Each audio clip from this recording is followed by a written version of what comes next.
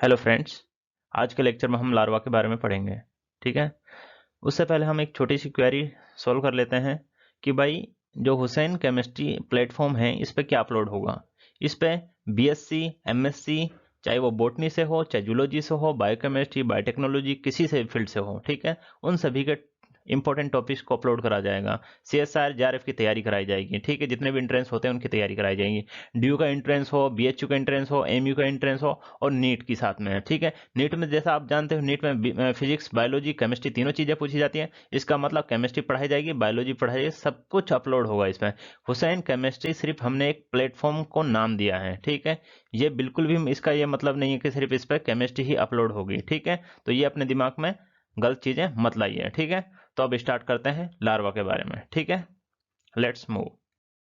Animals का development to type से होता है, एक होता है इनडायरेक्ट डेवलपमेंट और दूसरा होता है डायरेक्ट डेवलपमेंट। सबसे पहले हम डायरेक्ट डेवलपमेंट देखते हैं। एम्ब्रियो से क्या बनता है, यंग वंस बनता है और फिर अडल्ट का फॉर्मेशन होता है।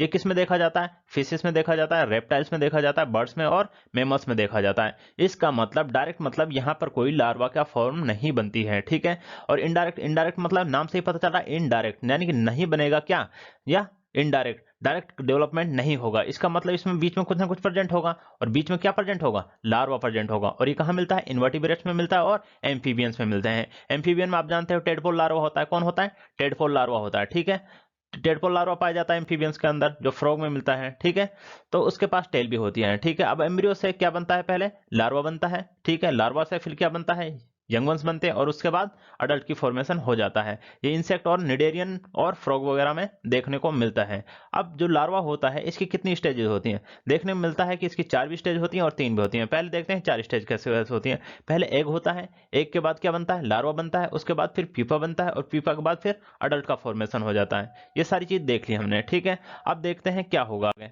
अब ये होता है लार्वा की डेफिनेशन क्या है। ठीक है, larva is a distinct juvenile form होता है में animal undergo before Metamorphosis into adult, यानी कि अडल्ट बनने से पहले जो लार्वा होता है वो मेटामॉर्फोसिस करता है, यानी कि वन फॉर्म से अनदर फॉर्म में कन्वर्ट होता है। तो बीच में कोई एक ऐसी स्टेज आती है जिसे हम लार्वा बोलते हैं। लार्वा है क्या वैसे, larva is a stage of development of many animals. कुछ एनिमल्स में क्या मिल जाता है, मैनी एनिमल्स में क्या मिल जाता है, लार्वा की फॉर्म मिल जाती है। जैसे जैसे ही बर्थ होता है, बर्थ के मतलब हैचिंग होगी, कोई एक से क्या होगा, हैचिंग होगा और उस टाइम पे फिर क्या बनता है, लार्वा बनता है। ठीक है, और ये क्या होता है, इमेच्योर होता है और एक्टिव होता है। ठीक है, इमेच्योर एक्टिव फॉर्म होती है structurally different from the adult, यानी कि ये अडल्ट से सिमिलर नहीं होता, अडल्ट से डिफर करता है। ठीक है, अब बात करते हैं, जैसे एग्जांपल हमने लिया, किसके बारे में बात करी हमने, हनी बी के बारे में बात करी। हनी बी में क्या होता है, कंप्लीट टाइप का लार्वा मिलता है, मतलब कंप्लीट टाइप का मेटामॉर्फोसिस होता है इसमें। ठीक है, अब देखते हैं एग क्या होता है। एग से क्या बनता है, लार्वा बनता है, लार्वा से क्या बनता है, प्यूपा बनता है, प्यूपा से फिर अडल्ट बन जाता है। इसका मतलब इसमें कितनी फॉर्म प्रेजेंट होती हैं, 4 फॉर्म प्रेजेंट होती हैं। ठीक है, इसका मतलब ये क्या है, कंप्लीट मेटामॉर्फोसिस हुई है। ठीक है, इसमें क्या हुई है, कंप्लीट मेटामॉर्फोसिस हुई है। मेटामॉर्फोसिस मतलब अभी देखेंगे हम आगे। ठीक है, जैसे कि हमने देखा एग, लार्वा, प्यूपा, अडल्ट बना, और जो प्यूपा वाली स्टेज होती है इसे कहा जाता है नॉन फीडिंग स्टेज। इसमें लार्वा फीड नहीं करता है, एक जगह पे पड़ा रहता है इधर उधर,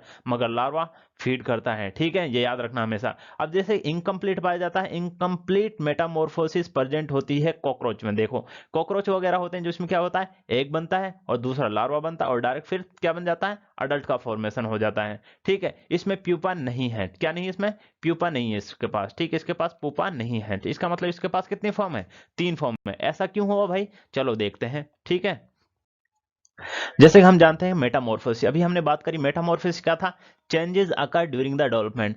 क्या हो रहा था भाई, एक से क्या बन रहा है, लार्वा बन रहा है, लार्वा से क्या बन रहा है, प्यूपा बन रहा है, और प्यूपा से क्या बन रहा है, अडल्ट का फॉर्मेशन हो रहा है। तो ये चेंजेस हो रहे हैं नहीं हो रहे हैं डेवलपमेंट होने में। ठीक है, तो हमने मेटामॉर्फोसिस को क्या करा, 4 क्लासेस में डिवाइड कर दिया है। कौन कौन सी है, एक तो है एमेटाबोलस, दूसरा है हेमीमेटाबोलस, थर्ड है प्यूरोमेटाबोलस और फोर्थ है होलोमेटाबोलस। ठीक है, अब ये 2 इंपॉर्टेंट होती हैं जो एग्जाम में बार बार पूछी जाती हैं। ठीक है, पहले पूछता है वो होलोमेटाबोलस किन्हें कहा जाता है। इनके पास क्या होती है, कंप्लीट मेटामॉर्फोसिस होती है। कंप्लीट मेटामॉर्फोसिस मतलब ड्यूरिंग द कंप्लीट मेटामॉर्फोसिस क्या होगा, लार्वा के पास क्या होगा, प्यूपा की फॉर्म प्रेजेंट होगी। इसका मतलब इनके पास क्या होगा, 4 स्टेज प्रेजेंट होती हैं। कौन कौन सी, एक भी होगा, एक के बाद क्या बनेगा, लार्वा बनेगा, लार्वा के बाद क्या बनेगा भाई ये बताओ, प्यूपा बनेगा और प्यूपा के बाद फिर अडल्ट बनेगा। यानी कि ये वो 4 स्टेजेस हैं जो प्रेजेंट होंगी कंप्लीट मेटामॉर्फोसिस में, जैसे कि हमने देखा प्रीवियस स्लाइड में। ठीक है, अब बात करते हैं प्रोमेटाबोलस यानी कि इनकम्प्लीट मेटामॉर्फोसिस। इनकम्प्लीट मेटामॉर्फोसिस मतलब क्या है? 3 स्टेज प्रेजेंट होंगी। कितने स्टेज प्रेजेंट होंगी? 3 स्टेज प्रेजेंट होंगी। और इसके पास क्या नहीं होगा? प्यूपा नहीं होगा। क्या नहीं होगा इसके पास? प्यूपा नहीं होगा। यानी कि जो नॉन फीडिंग स्टेज है वो नहीं पाई जाएगी, इसमें सारी फीडिंग स्टेज पाई जाएंगी। इसका क्या होता है? इसका मतलब ग्रेजुअल मेटामॉर्फोसिस प्रेजेंट होती है। किस टाइप की मेटामॉर्फोसिस होती है? ग्रेजुअल मेटामॉर्फोसिस हो जाता है। इसका मतलब जो निम्फ होता है does not have the wings. जो निम्फ होता है इसके पास क्या नहीं होते? विंग्स नहीं होते, और एक्सटर्नल जेनेटेलिया भी नहीं होता। ठीक है, और अडल्ट जो डेवलप करता है दिस स्ट्रक्चर अपॉन मेटामॉर्फिस, यानी जब मेटामॉर्फिस हो रही होती है उस टाइम पे अडल्ट में ये सारे स्ट्रक्चर बन जाते हैं। ठीक है, अब आता है हेमी मेटाबोलस, किन्हें कहा जाता है भाई?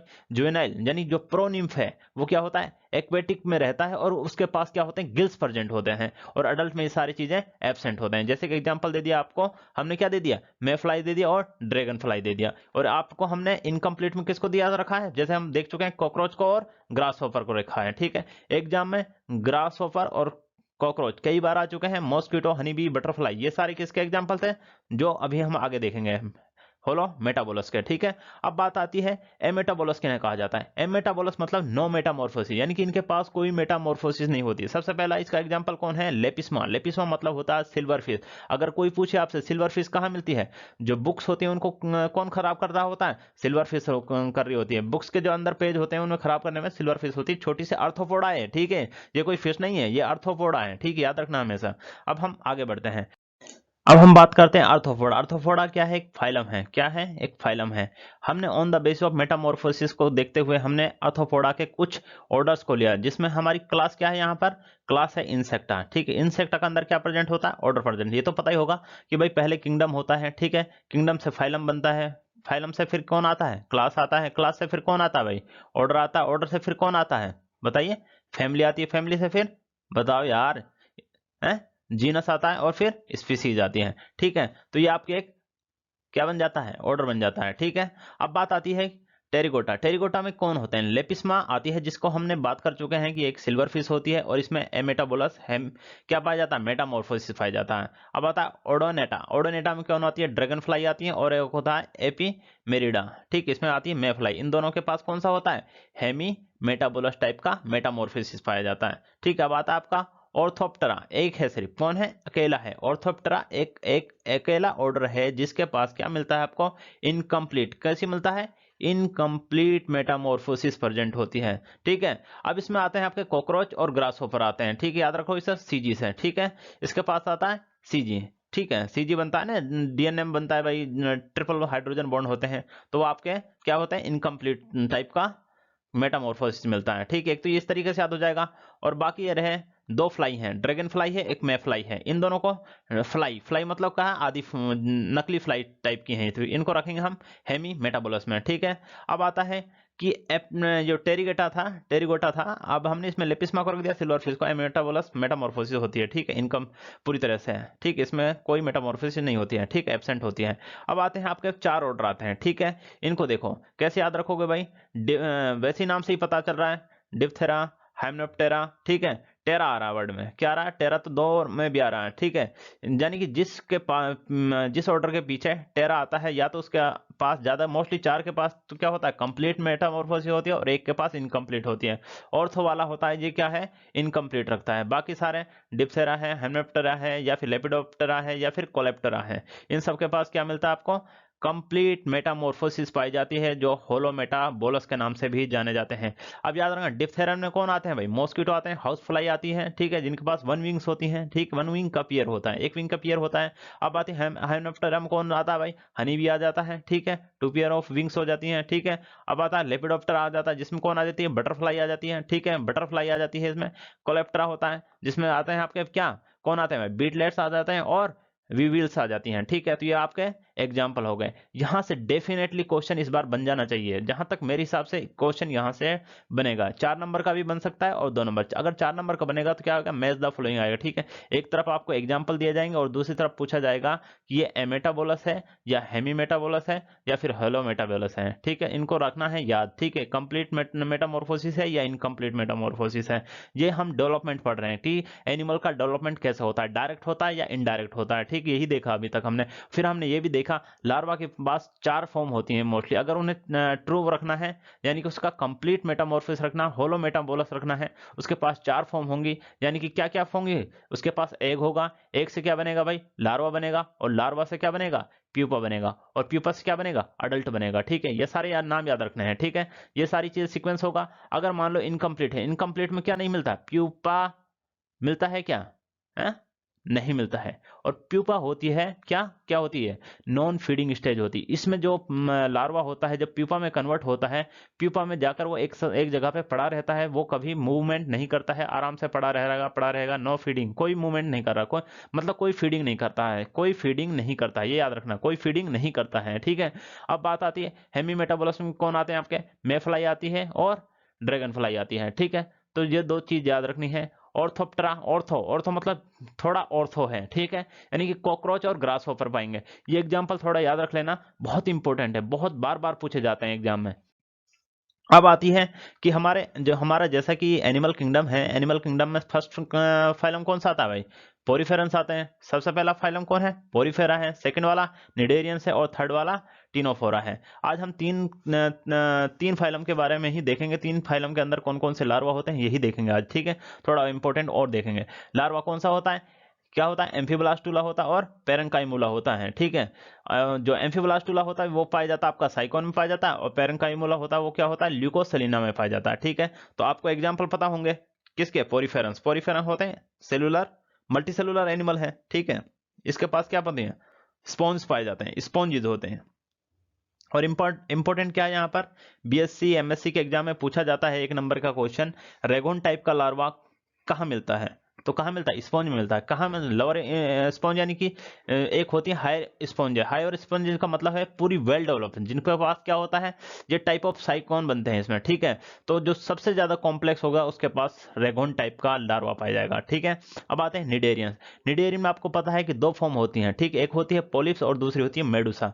एक दूसरे में इंटर कन्वर्जन हो रहा होता है। ठीक, इसीलिए इसको भी नाम दिया जाता है कि भाई क्या होता है, ये मेटामॉर्फोसिस टाइप का ही कर रहा होता है। ठीक है, ये भी अपनी सेफ कभी इधर जा रहा है कभी इधर जा रहा है। ठीक है, अब ये होता है पोलिप से मेडुसा बनता है, मेडुसा से पोलिप बनता है। सबसे पहले तो ये होता है इंपॉर्टेंट एग्जांपल 2020 में पूछा हुआ क्वेश्चन, प्लेनुला।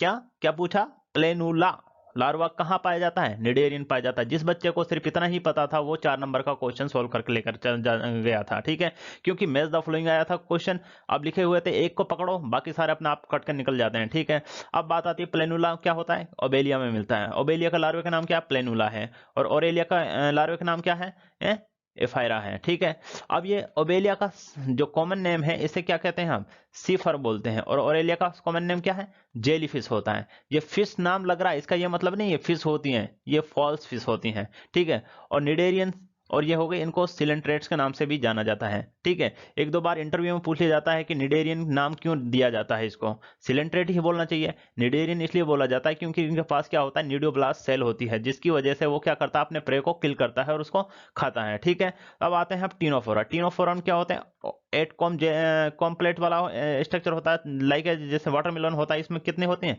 8 प्लेट्स होती हैं। कितनी प्लेट होती हैं भैया, इसके पास 8 प्लेट्स होती हैं। ठीक है, और ये बायोल्यूमिनेंस शो कर रहा होता है, और इसके पास एक लार्वा होता है जिसका नाम क्या है, साइडिपिड लार्वा। क्या नाम भाई, साइडिपिड लार्वा। ठीक है, ये अपनी साइडिपिड लार्वा होता है, और रेनबो लाइक स्ट्रक्चर भी बनाता है। ठीक है, और घूस मतलब भूत टाइप का लगता है लोगों को, दूर से ही लगता है कि चमक रहा है। ठीक है, तो भगा देता है लोगों को ये। ठीक है, अब बात करते हैं आगे, भूलना नहीं है। ठीक है, याद रखना है इन सारी चीजों को। अब तक हम प्लेटीहेल्मिन्थ्स और नेमेटोड के लार्वा की बात करते हैं। ठीक है, प्लेटीहेल्मिन्थ्स में अगर देखें हम तो क्या होता है, एक टेनिया होता है और एक फेसियोला होता है। तो हमें ज़्यादा करके पाथफाइंडर में भी यही 2 एग्जाम्पल लिए हैं, ठीक है, बट हम 1-2 इनके बारे में थोड़ा और कुछ पढ़ेंगे, शायद इंपॉर्टेंट है इस वजह से पढ़ेंगे, ठीक है। अब बात करते हैं टेनिया। टेनिया क्या है? टेनिया से कोई डिजीज होती है जिसका नाम क्या है? सिस्टिक सर्कोसिस। क्या कौन सी डिजीज होती है भाई? सिस्टिक सर्कोसिस डिजीज होती है, ठीक है। और ये क्या होता है? इसका कॉमन नेम क्या है? टेपवर्म। क्योंकि इनकी बॉडी कैसी होती है? बिल्कुल फ्लैट होती है। कैसी होती है? बिल्कुल फ्लैट टाइप की होती है। कैसी होती है भाई? बिल्कुल फ्लैट टाइप की होती है, ठीक है। और अब बात आती है इसमें क्या होता है? लार्वा स्टेज प्रेजेंट होती है। और उनके कितने नाम होते हैं? देखो लार्वा स्टेज के नाम क्या क्या होते हैं? ओनकोस्फेयर होता है, हेक्साकैंथ होता है, ब्लैडर वर्म होता है और सिस्टिक सर्कोस होता है। अब यहां से क्वेश्चन पूछ लेगा which of the following is a not larva form. तो आपको 4 ऑप्शन ये होंगे और एक ऑप्शन और कोई मिक्स कर दिया जाएगा इसमें। तो आपको पता लगा लेना है कौन इनकरेक्ट आया है, ठीक है। तो यहां से 1 नंबर का क्वेश्चन ऐसे बन सकता है, 2 नंबर का बन सकता है और 4 नंबर का भी बन सकता है। Which of the following incorrect statement भी बन जाती है, ठीक है।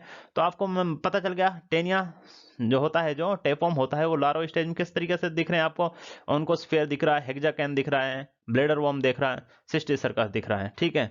अब ये इसका कोई ऑर्डर वगैरह नहीं है, बस याद रखना है डायरेक्ट ओनकोस्फेयर होता है, हेक्साकैंथ होते हैं। बहुत से लोग बोलते हैं कि ओनकोस्फेयर होता है 1 होता है और सिस्टिक सर्कस होता है वो 2nd होता है, ठीक है, ऐसा बोलते हैं। बट ये भी देखा गया कि अब दूसरा एग्जांपल बात कर रहे हैं फेसियोला। फेसियोला क्या होता है? लीवर फ्लू के नाम से जाना जाता है, ठीक है। और ये कौन सी डिजीज करा देता है? फेसियोला हेपेटाइटिका कराता है। क्या कराता है भैया? फेसियोला हेपेटाइका कराता है, ठीक है। अब ये इसमें क्या होता है? लार्वा होता है और इसका सीक्वेंस होता है बहुत ज्यादा इंपॉर्टेंट होता है, क्योंकि एग्जाम में इसके सीक्वेंस से बेस्ड क्वेश्चन बन चुके हैं, ठीक है। पहला होता है मिरासीडियम होता है, ठीक है।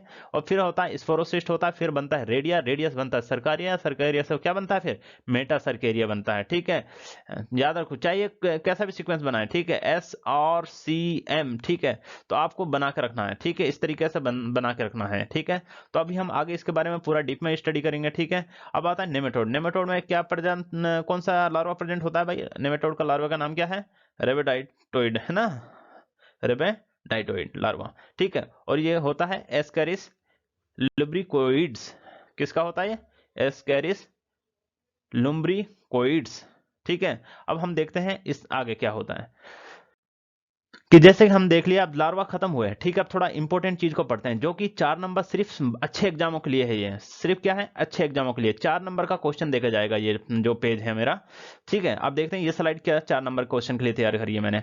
इन टेनिया सोलियम, ठीक है, क्या? इन टेनिया सोलियम, ठीक है। क्या होता है? डाइजेनेटिक डिसीज कराता है। डाइजेनेटिक क्या होती है? डाइजेनेटिक डिजीज क्या होती है, ठीक है। जैसे लाइफ हिस्ट्री इन्वॉल्व हो जाती है 2 होस्ट की, यानी कि वो डिजीज 2 होस्ट में कंप्लीट होती है। अगर मान लो एक होस्ट मर जाएगी तो वो क्या होगी? वो डिजीज कंप्लीट नहीं होगी, वो पूरी तरह से इन्फेक्ट नहीं कर पाएगी बंदे को, ठीक है। तो क्या लाइफ हिस्ट्री इन्वॉल्व हो जाती है 2 होस्ट में इन्वॉल्व होती है, ठीक है। एग्जाम्पल होता है, हम जानते हैं कौन सी बीमारी कराता है टेनिया सोलियम? सिस्टिक सर्कोसिस। कौन सी डिसीज करा रहा है भाई? सिस्टिक सर्कोसिस। अब आता है इसमें प्राइमरी होस्ट होता है एक, और एक सेकेंडरी होस्ट होता है। प्राइमरी होस्ट कौन होता है भाई? मैन होता है। और सेकेंडरी होस्ट कौन होता है?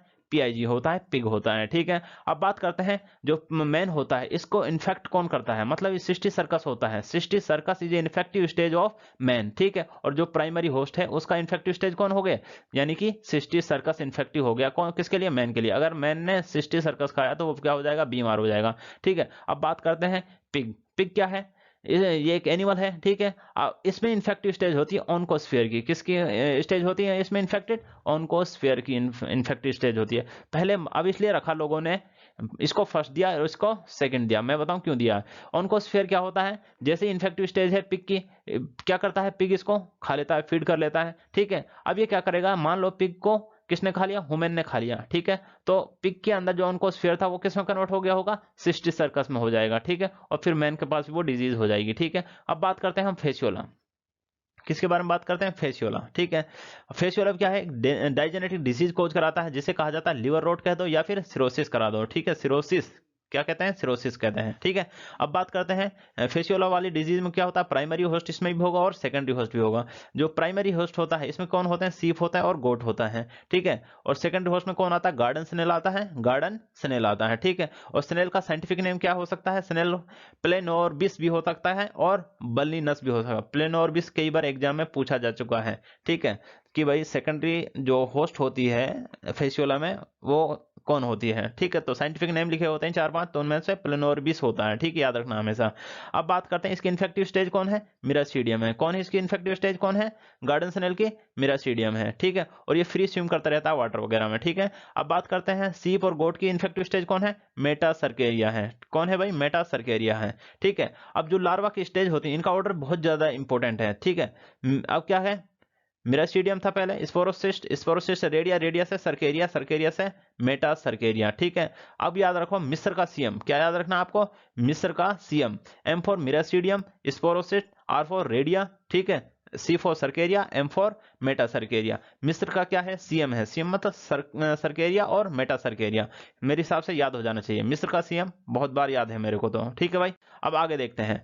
अब आता है टेनिया सेजिनेटा। कौन आता है भाई, टेनिया सेजिनेटा आता है, टेनिया सेजिनेटा, जिसे कहा जाता है बीफ टेप वॉर्म। नाम से ही पता चल रहा है, बीफ, बीफ मतलब कहां प्रेजेंट होगा, काव में प्रेजेंट होगा, ठीक है, काव में प्रेजेंट होगा, ठीक है। अब बात आती है कि ये भी डायजेनेटिक डिजीज है, यानी कि प्लेटीहेल्मिन्थ में मोस्टली सारी क्या है, डायजेनेटिक डिजीज होती हैं, याद रखना है। इसमें प्राइमरी होस्ट कौन होता है, मैन होता है, और सेकेंडरी होस्ट क्या होती है, काव होता है, और सीप भी हो सकती है, काव भी हो सकती है और सीप भी हो सकती है। बात क्या होती है, यानी बीफ टेप वॉर्म होती है, प्रेजेंट होती है फ्लेश ऑफ द काव, काव के जो मीट होता है उसमें क्या प्रेजेंट होता है भैया, बीफ टेप वॉर्म प्रेजेंट होती है। और जो बीफ टेप वॉर्म, मान लो किसी इंसान ने किसी भी एनिमल ने या फिर ह्यूमन ने क्या करा, इसको फीड किया, ठीक है, तो इन्फेक्टिव स्टेज क्या थी उसमें, बीफ टेप वॉर्म थी।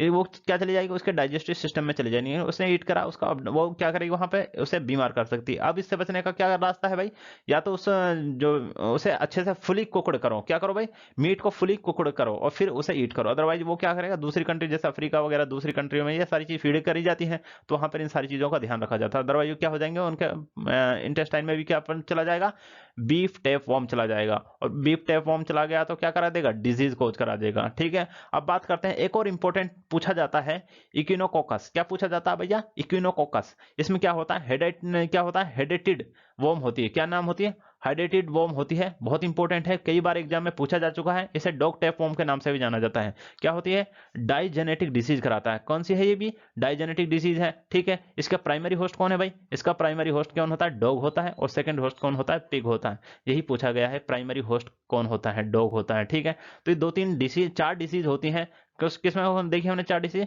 प्लेटीहेल्मिन्थ में देखी, ठीक है। तो इन सारी चीजों को देखना है, कौन क्या होता है, टेनिया सेजिनेटा क्या थी, टेनिया सोलियम क्या थी, इक्विनोकोकस क्या था, फेसियोला से डिसीज कौन सी होती है, लीवर रोट हो रही थी, ठीक है। किसमें प्राइमरी होस्ट है, किसमें सेकेंडरी होस्ट है, इसको बार बार देखना और इसको नोट कर लेना है, ठीक, स्क्रीनशॉट लेते जाइए और नोट करते जाइए, बहुत इंपॉर्टेंट स्लाइड है, ठीक है। और इससे क्वेश्चन आना तय है, ठीक है, इससे क्वेश्चन आना तय है। अब बात करते हैं नेमेटोड। नेमेटोड की हमने बात तो कर ली है, ठीक है। इसमें कौन कौन सा लार्वा होता है, रेबिडी फॉर्म होता है, रेबिडी फॉर्म होता है, रेबिडी फॉर्म लार्वा होता है, ठीक है। अब ये तो एस्केरिसिस का लार्वा था, ठीक है। अब हमने इतना तो देख लिया, ठीक है। अब बात करते हैं हम, क्या इससे 4 डिजीज होती हैं, ठीक है। और इन 4 डिजीज को टेबल में वो कई बार पूछ चुका है, ठीक है। और ये डीबीटी गेट, ये इनके लिए तो भाई भर भर के क्वेश्चन पूछे जाते हैं। जैसे विशलेरिया, इसका साइंटिफिक नेम क्या है, फ्लेरियल वॉर्म होती है। क्या कराता है भाई, ये एलिफेंटेसिस करा जाता है। इसमें जो पैर होता है, फुट होता है, वो एलिफेंट की तरह दिख जाता है। और पूछा जाता है एली जो फेंट होता है, एलिफेंट का ऑर्डर किसी को पता है, हाँ जानते हैं, एक गाली होती है, ठीक है, उसी टाइप की होती है। अब याद कर लेना कौन सी है, ठीक है, बी और लास्ट में डिया, ठीक है। अब बता लेना कौन है, ठीक है। अब आता है लोआ लोआ। क्या आता है, लोआ लोआ, आईवॉर्म के नाम से जाना जाता है। क्या है, ये अफ्रीकन आईवॉर्म होती है और लोएसिस करा देती है। क्या करा देती है, लोएसिस करा देती है, ठीक है। तो ये भी पूछा गया है। एक होता है ड्रेंकुलस। क्या होता है भैया, ड्रेंकुलस होता है। ये किस में मिलता है, ये गुनिया वॉर्म डिजीज के नाम से जाना जाता है, ठीक। इसकी शॉर्ट फॉर्म आती है, आता है GWD की फुल फॉर्म क्या होती है, गोनिया वॉर्म डिसीज, GWD। ऐसा क्वेश्चन पूछा है, GWD is spread by, answer जाएगा ड्रेंकुकुलस। क्या जाता है, ड्रेंकनकुलस, ठीक है। तो इंपॉर्टेंट हो जाता है भाई, बहुत ज्यादा इंपॉर्टेंट हो जाता है, ठीक है। और इसे कहा जाता है cause by the round worm, ठीक है। इसका शॉर्ट फॉर्म, फुल फॉर्म क्या है इसका, डी लगा दिया, ड्रेंकुकुलस और मेडिनेसिस, ठीक है। तो इसको इंपॉर्टेंट है भाई, इसको इंपॉर्टेंट करके नोट करके रख लीजिए। अब एस्केरिसिस जो डिसीज कराता है, एस्केरिसिस जो डिसीज कराता है, एस्केरिसिस कराता है, ये मोनोजेनेटिक डिसीज है। याद रखना एग्जाम में जब वो डाइजेनेटिक और मोनोजेनेटिक से क्वेश्चन बनाया तो ऑप्शन में एस्केरिसिस पाया जाएगा और पूछेगा which of the following is monogenetic disease, तो आपको क्लिक करना है एस्केरिसिस। और इस टाइप से भी बन सकता है कि टेबल में आ जाएंगे, एक तरफ मोनोजेनेटिक एक तरफ डाइजेनेटिक डिसीज होंगी, तो आपको इजीली इसको आइडेंटिफाई कर लेना है। ठीक है, अब बात होती है कि ये हमारा सीएसआर वगैरह क्वालिफाइड वगैरह स्कोर है। अब इतना समझ में आ गया। ठीक है, इसका जो सेकंड पार्ट है, यानी कि जो अब आने वाला पार्ट है, इसका सेकंड पार्ट है, वो भी बिल्कुल ऑलमोस्ट बनकर तैयार हो गया है, इसलिए वो आज या कल में अपलोड हो जाएगा वो भी। ठीक है, तो प्लीज लाइक और शेयर करिए और सब्सक्राइब करिए मेरे चैनल को अगर आपको और ज्यादा पढ़ना है। और ऐसे इंपॉर्टेंट टॉपिक हैं उनको मैं कवर करता रहूंगा, ये बहुत बेनिफिट देगा आपको। ठीक है, 4 नंबर और 2 नंबर के जो रट्टाफिकेशन वाले क्वेश्चन हैं, ठीक है, जिनको लोग अक्सर क्या करते हैं, छोड़ डालते हैं, ठीक है, उनको मैं कवर करूंगा। ठीक है, तो इस तरीके से मेरा चैनल है, इसको सब्सक्राइब कर लिए, हुसैन चैनल को, हुसैन केमिस्ट्री चैनल को सब्सक्राइब जरूर कर लेना। ठीक है भाई, ये जरूर काम करना है। ठीक है, ओके बाय, थैंक यू।